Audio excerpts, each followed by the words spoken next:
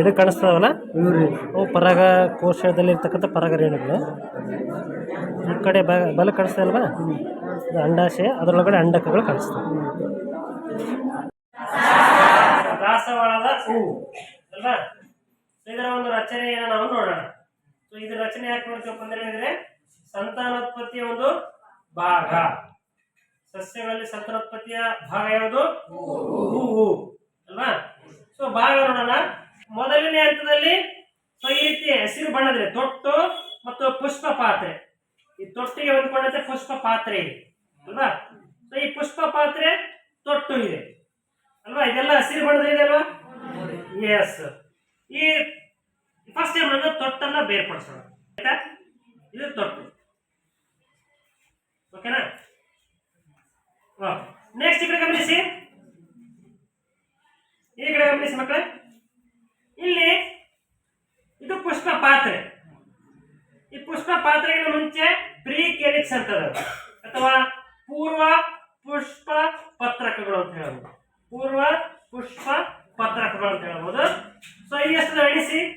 1 2 3 4 5 6 7 ಇವೇನಿವ? ಪೂರ್ವ ಪುಷ್ಪ ಪತ್ರಕಗಳು.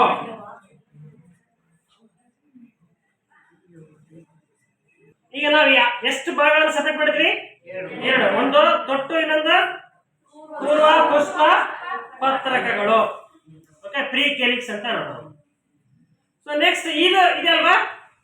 ಇದು ನಾವು ಪುಷ್ಪ ಪಾತ್ರೆ ಅಂತ ಕರಿತೀವಿ. ಏನಂತ ಕರಿತೀವಿ? ಪುಷ್ಪ ಪಾತ್ರೆ. ಗೊತ್ತಾಯ್ತಾ? ಕೇಲಿಕ್ಸ್ ಅಂತ ಕರಿತೀವಿ. ಕೇಲಿಕ್ಸ್, ಕೊರೆಲ್ಲಾ, ಎಂಡೋಶಿಯಂ, ಗೈನೇಸಿಯಂ ಅಂತ ಕರಿತೀವಿ.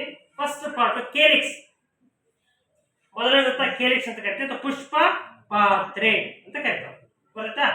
ಸೊ ಪುಷ್ಪ ಪಾತ್ರೆಯು ಇಲ್ಲಿ ಪುಷ್ಪ ಪತ್ರಗಳಿಂದ ಆಗಿದೆ. ಸೊ ಪುಷ್ಪ ಪತ್ರಗಳು ಎಷ್ಟು ನಡೆಸಿ? ಈ ಕಡೆ ಈ ರೀತಿ ಬೇರ್ಪಡಿಸಿ. ಈ ಕಡೆ ಗಮನಿಸಿ, ಒಂದು ರೀತಿ ಒಂದು ಚಿಕ್ಕ ಮತ್ತೆ ನೋಡಬೇಕು. ಒಂದು ಅಕ್ಕಪಕ್ಕ ಇಟ್ಕೊಳ್ಳಿ.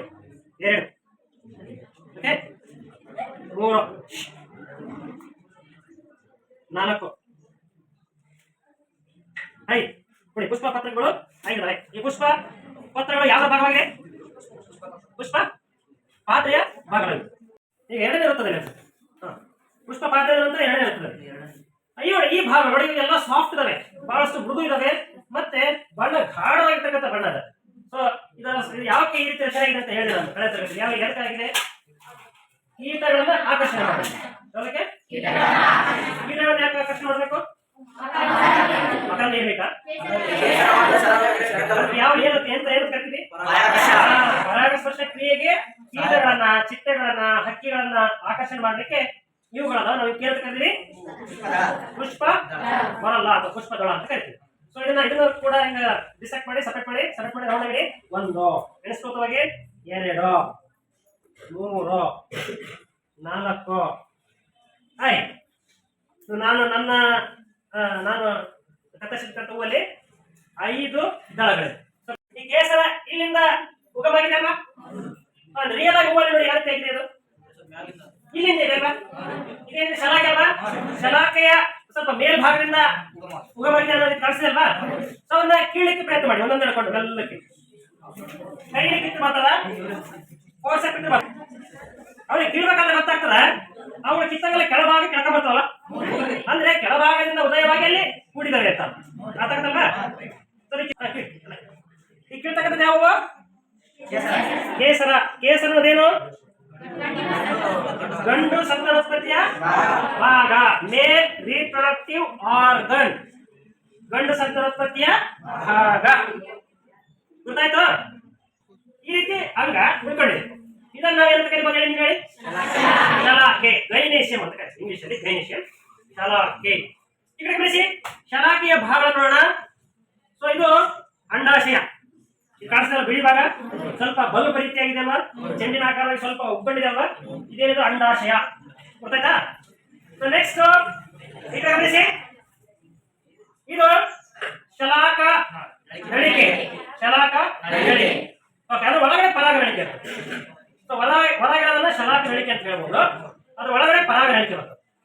ಗಮನಿಸಿದ್ರೆ ಇದು ಇದಲ್ಲ 1 2 3 4 5 ನೋಡಿ ಎಷ್ಟೆಷ್ಟು ಹೇಳೋದು 5 ಕೆಲವು ಹೂಗಳಲ್ಲಿ ಬೇರೆ ಬೇರೆ ಸಂಖ್ಯೆ ಇರ್ತದೆ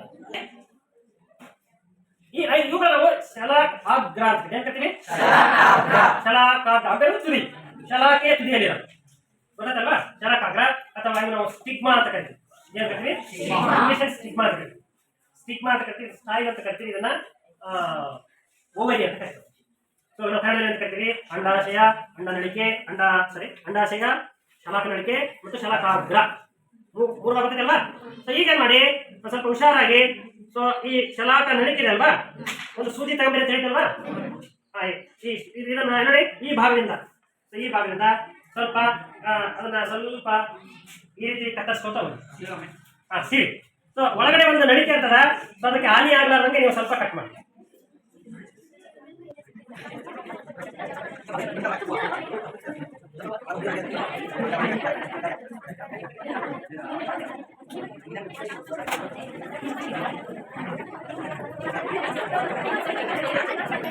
ಓಕೆ ಗಮನಿಸಿ ಈ ತರ ಬಂತಲ್ವಾ ಕಟ್ ಆಗಲ್ಲ ನಾನು ಹೇಳಿ ಹುಷಾರಾಗಿ ಸ್ವಲ್ಪ ತಗೋರಿ ಕಟ್ ಆಗಬಾರ್ದು ಅಂತ ಸ್ವಲ್ಪ ಸೈಡಿಂದ ತಗೋರಿ ಬರ್ತದೆ ಈ ತರ ಬರ್ತದ ಅಂಡಾಶಯಕ್ಕೆ ಹೊಂದಿಕೊಂಡಿರ್ತಕ್ಕಂಥದ್ದು ಪರಾಗ ನಳಿಕೆ ಈ ಇದ್ರ ಮೂಲಕನೇ ಪರಾಗ ಬೆಳ್ಕೊಂಬರ್ತದೆ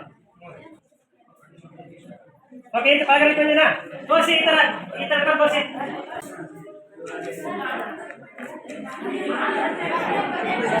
ಓಕೆ ಎರಡು ಓರಗಳಾಗಿ ಮಾಡಿದಾಗ ಒಳಗಡೆ ಏನ್ ಕಾಣಿಸ್ತಾ ಇದೆ ಸಣ್ಣ ಸಣ್ಣ ಬೀಜಗಳ ರೀತಿ ಕಾಣಿಸ್ತದೆ ಚೆನ್ನಾಗಿರುವ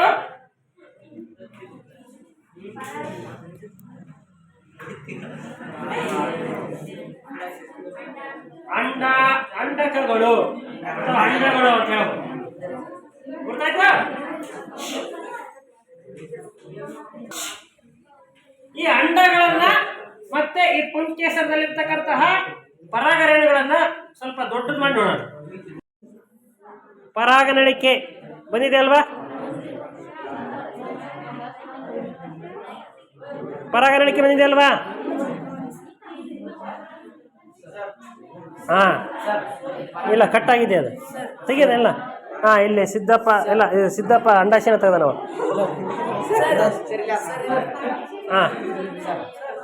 ಆದ್ರೆ ಅಂಡಾಶಯ ಸಂಪೂರ್ಣ ತೆಗೆದಿಲ್ಲ ಅದು ನೀಟಾಗಿ ತೆಗಿಬೇಕದನ್ನು ಇಲ್ಲಿ ನೀಟಾಗಿ ತೆಗೆದಿಲ್ಲ ಅಂಡಾಶಯನ ಕಿತ್ಬಿಟ್ಟಿದೆ ನೀವೆಲ್ಲ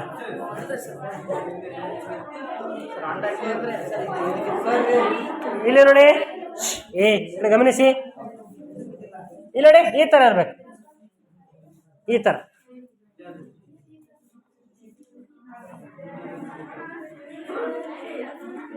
ಇದು ಕಾಣಿಸ್ತಾ ಇದೆನಾ ಈ ತರ ಇರಬೇಕು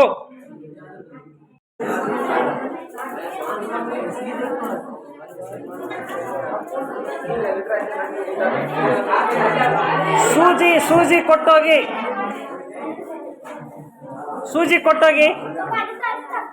ಸೂಜಿ ತಗೊಂಡೋಗ್ಬೇಡಿ ಸೂಜಿ ಕೊಟ್ಟೋಗಿ ಇಲ್ಲಿ ಆಮೇಲೆ ಇರಲಿ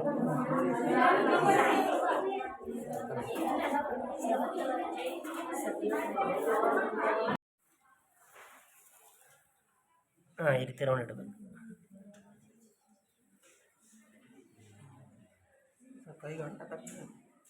ಸೂಜಿ ತಗೋ ಪೆನ್ ತಗೋ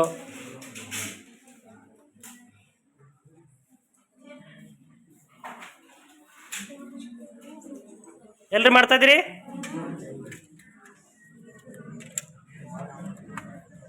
ಇವೇನಮ್ಮವು ಪುಷ್ಪ ಪತ್ರಗಳು ಓಕೆ ಮಾಡ್ತಿದ್ದೀರಿ ಎಲ್ರು ಗುಡ್ ವೆರಿ ಗುಡ್ ಆಯ್ತಾ ಓಕೆ ವೆರಿ ಗುಡ್